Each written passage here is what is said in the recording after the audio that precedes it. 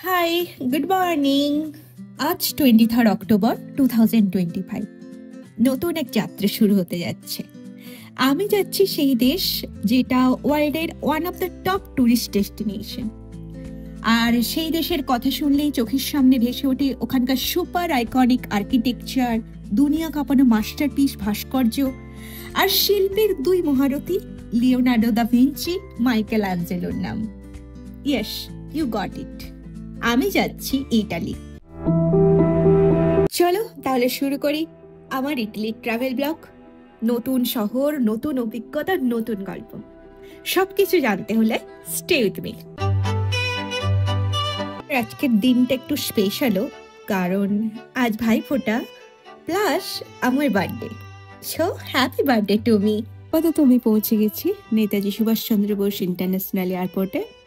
এখন ঘড়িতে বাজে 7টা। আমার ফ্লাইট আছে 9:45-এ।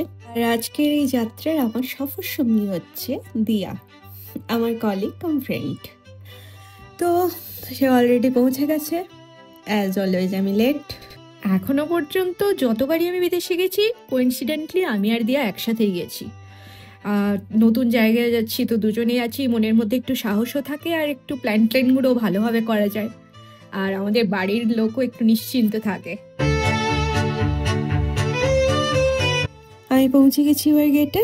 সমস্ত সিকিউরিটি চেক ইন, ইমিগ্রেশন সবকিছু প্রসিডিওর কমপ্লিট করে তারপর দেখা হচ্ছে।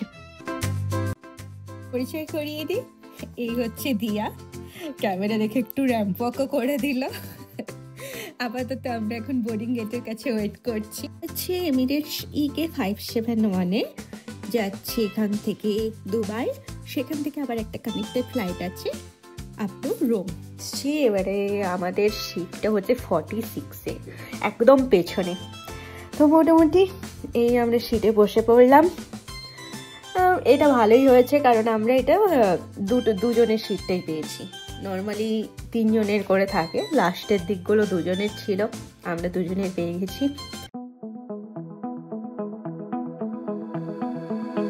এখন বাজে 9:50। ফ্লাইট রানওয়েতে চলাও শুরু করে দিয়েছে। আর এখন একটু একটু খিদেও পাচ্ছে। আসলে আজকে ঘুম থেকে উঠেছি মনে হয় 5টার দিকে, আর রুম থেকে বেরিয়েছি 6:30টার দিকে। এত সকালে খাওয়ার অভ্যেস নেই, আর কিছু খেয়েও আসিনি। তাই ঠিক আছে, দেখা যাক। ফ্লাইটে খাবার দেবে এমনিতে। তবে আজকে অনেকদিন পর সকালে উঠে বেশ ভালোই লাগলো। সানরাইজ দেখতে দেখতে এলাম, বেশ ভালো লাগে। কিন্তু ওই ওঠা আর হয়ে ওঠে না।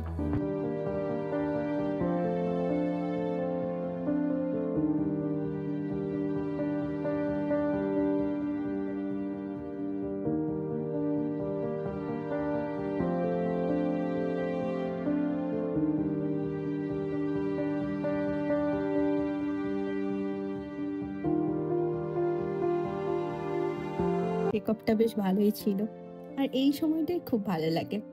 আসলে মাটিতে থাকা মানুষ তো, আকাশে উঠতে বেশ ভালোই লাগে, একটা অন্যরকম ফিলিংস আছে। এবারে খিদে তো পাচ্ছে, পেটে পুরো ছুঁচো দৌড় মারছে। জানি না কখন খাবার দেবে। দেখি কি কি মুভি আছে এখানে, আপাতত একটা মুভি দেখা যাক।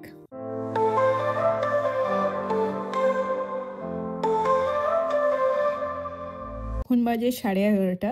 আমরা জাস্ট খাবারটা পেলাম। মানে এত খিদে পাচ্ছিল যে আমরা হ্যাংলার মতো তাকিয়েছিলাম যে কখন খাবারটা দেবে। আজকে দিয়েছে আমাদের চিকেন বিরিয়ানি, আর একটা মুগের স্যালাড টাইপের, আর আইসক্রিম আর ব্রেড টেড, এগুলো তো আছেই। অ্যাকচুয়ালি 2 দিন আগেই দিওয়ালি গেছে, আর তার জন্যই এমিরেটসের তরফ থেকে একটা হ্যাপি দিওয়ালি বলে ছোট্ট করে বক্স দিয়েছে।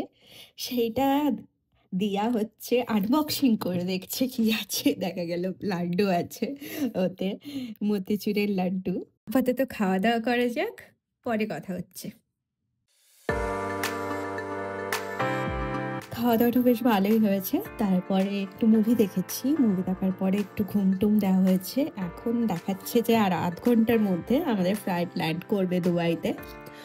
মোটামুটি এখন হচ্ছে নিচেরটা দেখা যাচ্ছে। এইটা দূর থেকে দেখে এরকম মনে হচ্ছে যেন কেউ সেই জ্যামিতি, যেরকম আমরা জ্যামিতির স্কোয়ার টোয়ার আঁকি, সার্কেল আঁকি, এরকম যেন পুরো মেপে ঝুঁকে পুরো এঁকেছে এরকম মনে হচ্ছে রাস্তাঘাট, এইসব জিনিসগুলো বেশ ভালোই লাগছে দেখতে actually. Dark clouds roll in the night, tears fall like heavy rain. Flight দুবাইতে ল্যান্ড করলো। এখন এখানে সময় 1:15। আমাদের নেক্সট রোমের ফ্লাইটটা আছে 3:45-এ। আমাদেরকে এখানে লাগেজ কোনো কালেক্ট করতে হবে না, আমাদের লাগেজ একদম রোমেই গিয়ে কালেক্ট করব। শুধু আমাদেরকে এখানে সিকিউরিটি চেক ইনটা করতে হবে। আপাতত নেমে ওইগুলো দেখে তারপরে কথা হচ্ছে। এয়ারপোর্টে নেমে আমার একটা প্রবলেম হয়ে গেছে। অ্যাকচুয়ালি আমি ইতালির জন্য সিম নিয়েছি, সেটা অ্যাক্টিভ হবে ওখানে গিয়ে। ইউএইতে ওটা অ্যাক্টিভ হবে না। তো ঠিক আছে, নর্মালি আমি জানি যে এয়ারপোর্টে ওয়াইফাই থাকবে, তো ওটা কানেক্ট হয়ে যাবে, কোনো অসুবিধে নেই। এবং কানেক্ট হয়েও গেছে, কিন্তু প্রবলেম হচ্ছে আমি কোনো কল মানে হোয়াটসঅ্যাপ কল কিছু করতে পারছি না। এরা কোনো সিকিউরিটি রিজনের জন্য ওটাকে ব্লক করে রেখেছে। এমনি এসএমএস টেসএমএস সব কিছুই হচ্ছে। এবারে দিয়ার হচ্ছে রোমিং করিয়ে নিয়েছিল, তাই জন্য দিয়ার ফোন থেকে বাড়িতে কল করে নিলাম। তো মোটামুটি বলে দিলাম।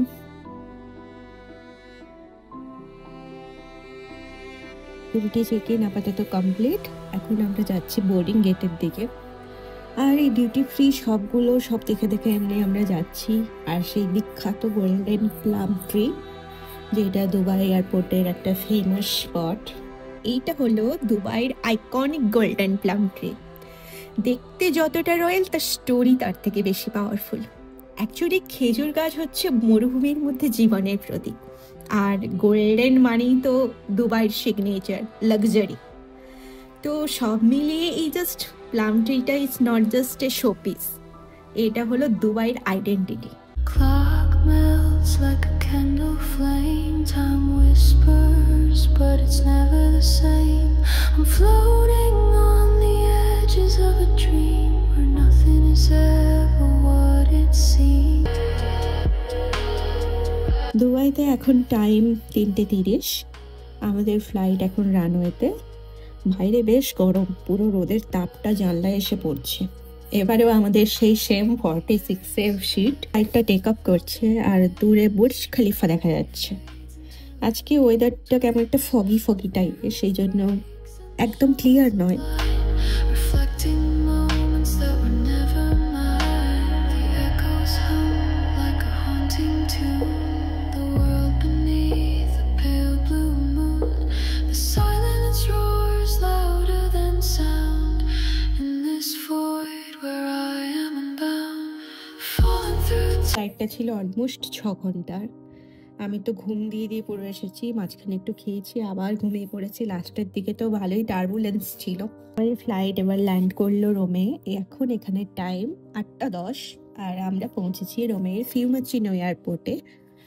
এবারে আমাদেরকে ইমিগ্রেশন করতে হবে, লাগেজ কালেক্ট করতে হবে, তারপরেও আমাদেরকে অনেকটা যেতে হবে, কারণ আমরা যেখানে অ্যাপার্টমেন্ট নিয়েছি সেখানে যেতে গেলে প্রথমে দেখাচ্ছে যে আমাদেরকে যেতে হবে রোমের সেন্ট্রাল স্টেশন, টার্মিনি স্টেশনে। তারপরে সেখান থেকে আবার একটা মেট্রো ধরে যেতে হবে আমাদের ওই যে অ্যাপার্টমেন্টের ওখানটায়। এখন রাত মোটামুটি ভালোই হয়ে গেছে। সব কিছু কমপ্লিট করে বেরোতে বেরোতে অলমোস্ট 9টা। আমরা জিজ্ঞাসা করলাম যে এখানে কটা পর্যন্ত মেট্রো বা ট্রেন চলে। বললো যে মিডনাইট পর্যন্ত চলে। তো আশা করছি কোনো অসুবিধা হবে না, কারণ এখান থেকে দেখাচ্ছে 8 ঘন্টা লাগবে হচ্ছে এই ট্রেন টার্মিনি স্টেশন পৌঁছতে। দুজনে থাকি বলে সত্যিই খুব ইজি হয়, নাহলে একটু ভয় লাগতো এত রাতে এরকম করে একা একা যেতে। হচ্ছে কঙ্কাদিয়ারা মেট্রো স্টেশন, আমাদের অ্যাপার্টমেন্টের কাছাকাছি। এখান থেকে আমাদের অ্যাপার্টমেন্ট দেখছে 300 মিটার্স। তো আমরা এখানে হেঁটেই চলে যাব, ওখানে গিয়ে তারপরে কথা হচ্ছে। এই বিল্ডিংটাতে আমাদের অ্যাপার্টমেন্টটা। এই বিল্ডিংটার সামনে এই গাছগুলোতে এত ফল ঝুলে আছে, অনেকটা অরেঞ্জের মতো দেখতে, বাট জানি না কি ফল, কিন্তু বেশ সুন্দর লাগছে দেখতে। আমাদের এই অ্যাপার্টমেন্টটা সিটি সেন্টার থেকে একটু দূরে, আর সমস্ত সিটি ট্যাক্স মিলিয়ে আমাদের এখানে 100 ইউরো পার ডে পড়ছে। রুম একটু কস্টলি। এই হচ্ছে আমাদের অ্যাপার্টমেন্টটা। এইটা হচ্ছে একটা হল টাইপের আছে, যেখানে একটু ডাইনিং টেবিল, কিচেন সেটা একটু দেওয়া আছে। তারপরে ওদিকে হচ্ছে আমাদের বেডরুম, আর পাশ দিয়ে দেখছি রাস্তাও গেছে, জাস্ট পেছনে রাস্তাটা গেছে। আপাতত পৌঁছলাম রোমে। সেই সকালে বেরিয়েছি বাড়ি থেকে, এখন এখানে অলমোস্ট 11টা।